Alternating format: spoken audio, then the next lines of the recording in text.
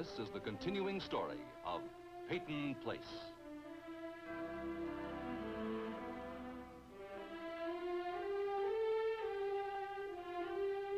Starring Dorothy Malone as Constance Mackenzie, Warner Anderson as Matthew Swain, Ed Nelson as Michael Rossi, and Mia Farrow as Allison Mackenzie.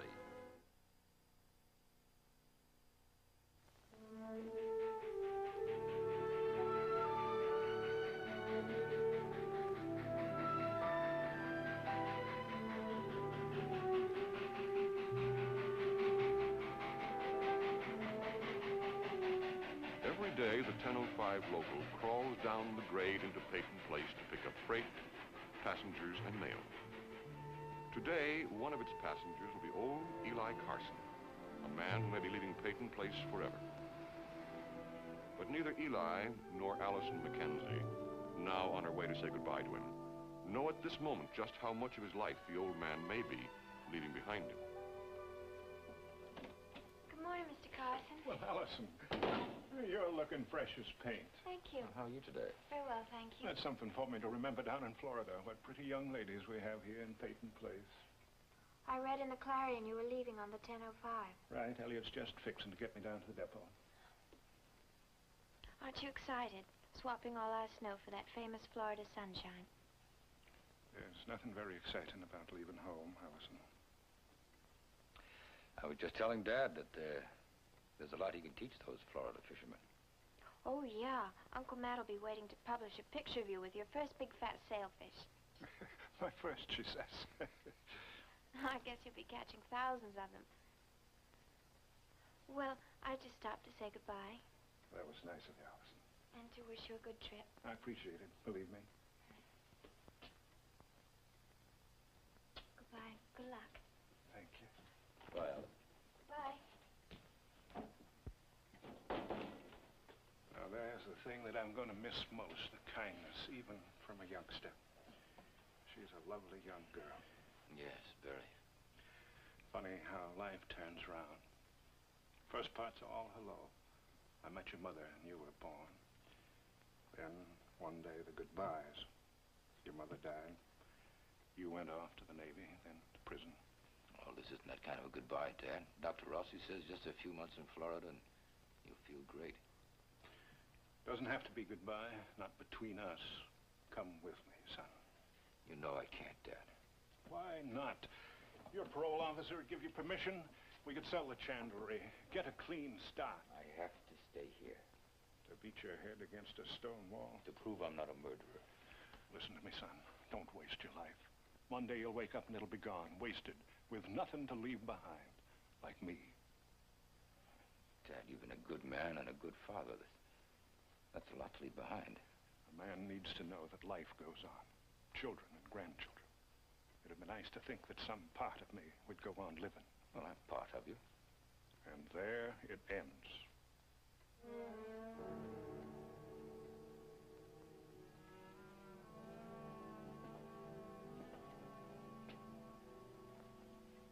Not your fault, Elliot.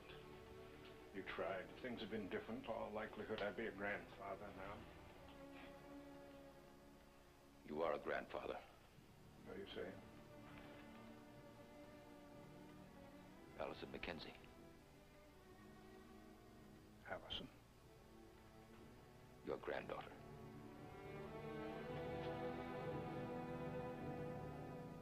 No. It's true, Dad. Maybe I'm wrong telling you, but now that you're leaving, you probably should know you have that right. Why didn't you tell me before? I wanted to, but... She's a girl to be proud of. Thanks to Constance. That time you went to New York. I followed Connie. Her mother sent her up there to break us up. Turned out differently, didn't it? I'm not different enough. See, I planned to divorce Elizabeth, but... Well, then... How does Constance feel about you coming back? Wary.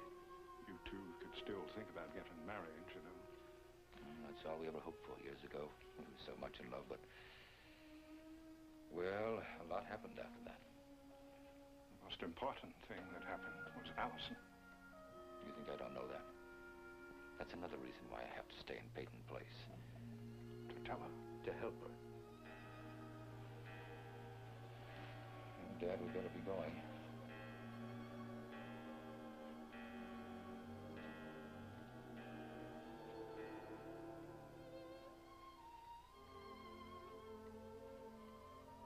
Son, don't be sorry that you told me. Not ever. I'm not. My son and his daughter. My granddaughter. God keep you both.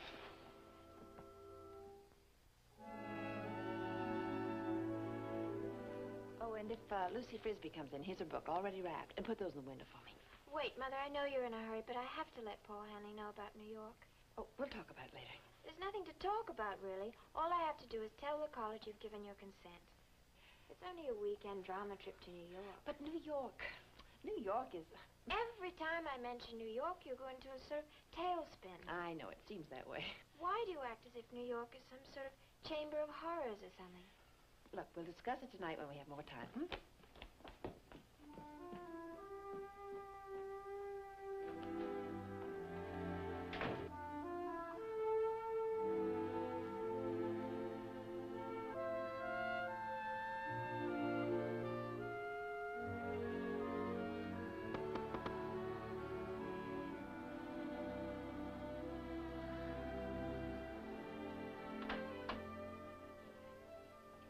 There's no way to attract customers. Hello, Uncle Matt. What is it? Now, the first rule of business, smile, particularly if you're in the window. I'm sorry. It's my mother. Well, it's a common complaint of the young. What dire deed has she done now? She hasn't done anything. For some reason, she's got a thing about New York. And exactly what is a thing? Well, every time I mention New York, not just now, but any time I mention it, she gets so... What? Uncomfortable, as though she'd rather not talk about it at all. Well? Well, I've often wondered why. I used to think maybe it was because of my father. What do you mean? Well, they lived in New York and they were happy there. Maybe talking about it makes her sad or something. It's possible. And then I got all dramatic sometimes and wondered if maybe something else happened in New York. Such as? Oh, I don't know. Frustrated career. I really don't know. That's what's so unfair. Unfair? I have a right to know. You do not. A trip to New York is one thing, but prying into your mother's affairs is something else again. Prying? But she's my mother. And she's also an adult. And she's entitled to some privacy. If your mother wants to tell you something, she will. And if she doesn't want to tell you, she darn well doesn't have to. But, Uncle Matt... Allison, if you want to be treated as an adult, you have to think like one and act like one. I do. Haven't you ever held something back? Haven't you? Well, yes, but... Well, then grant your mother the same privilege. Parents don't exist just for the convenience of their children. I know that. Then act as if you did. You say, she is my mother. As though that's the whole reason for being on Earth, just to serve you. I don't think that at all.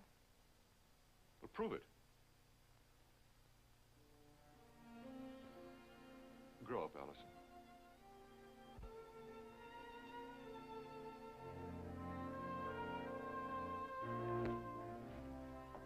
Hello, Mother. Well, hello, dear. I bought this candy for Daddy. I wish I could take it myself. I know. What will you tell him if he wants to know about Rod and me? I'll tell him you're trying to work things out. Well, we certainly are in a lawyer's office at 2 o'clock. Yes, but we don't want your father to know that yet, do we? No, that would just upset him. You know, it's funny it should upset me, but it doesn't, not one little bit. Are you sure, Betty? Yes, Mother, I'm sure. I'm very sure. Rodney Harrington can have his glorious freedom, and he can do whatever he wants with it. I've had all I can take of his high and mighty attitude. I've never heard you speak angrily of Rod before. You don't think I should feel this way? I didn't say that. I was just wondering why so suddenly. Oh, Julie, hello, Benny. Hello, Dr. Rossi. Julie, I'm going to be back in the office by 1 o'clock. I'll be here all afternoon, so you can stay at Greenville as long as you like. Oh, thank you, Doctor.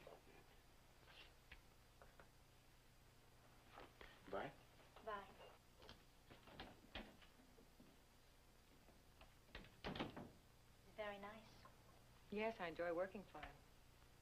Well, give my love to Daddy. Betty, Yes? something's bothering you, I can tell. Well, of course, it isn't every day one signs away a marriage. A moment ago, you said that didn't bother you in the slightest. Mother. And the way you talk about Rodney, you never had quite that attitude before. Mother, please. Look, I know it sounds like I'm interfering. Please, Betty, I don't mean to. It's all right. The fact is, there's just you and me. Look, when I have troubles, when I'm worried or upset about someone or something, you're the only one I can turn to. I know that, Mother. When you came home from New York, I thought, I won't have to be alone anymore. I don't have to worry all alone. Betty, what's wrong?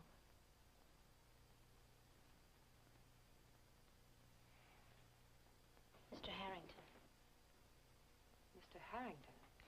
He hired a detective to find me in New York. Well, you can't blame him for that. He was concerned about you, Betty. We all were. The detective showed Mr. Harrington a report, and he showed it to Rod.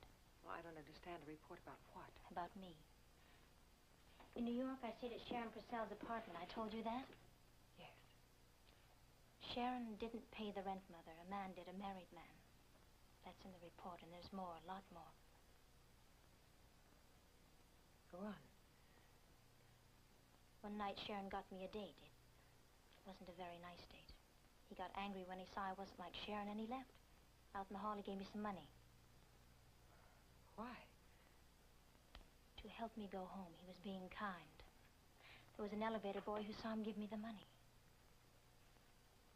Just what else is in that report, Betty? I don't know. That's all Rod told me. Well, surely Rod doesn't believe any of this. Well, why shouldn't he? It's all there.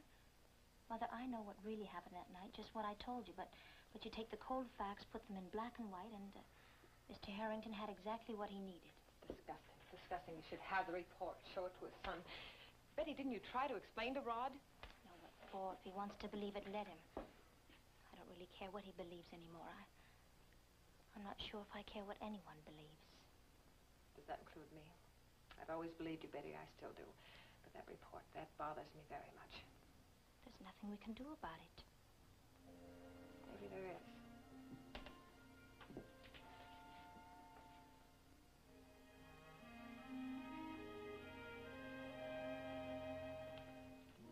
My name is Wainwright, Mr. Carson. I'd appreciate your help in getting some information.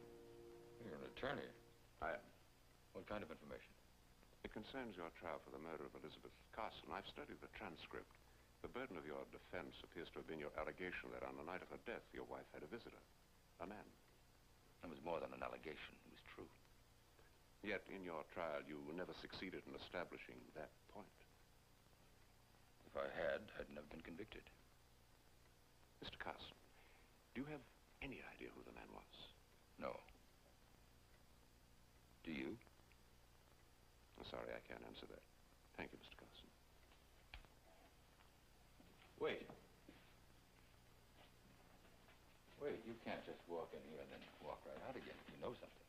I am an attorney. Yes, I know. You said that. Whose lawyer are you? Martin Peyton's. Martin Peyton. Well, why do you come to me? What are you doing for Peyton?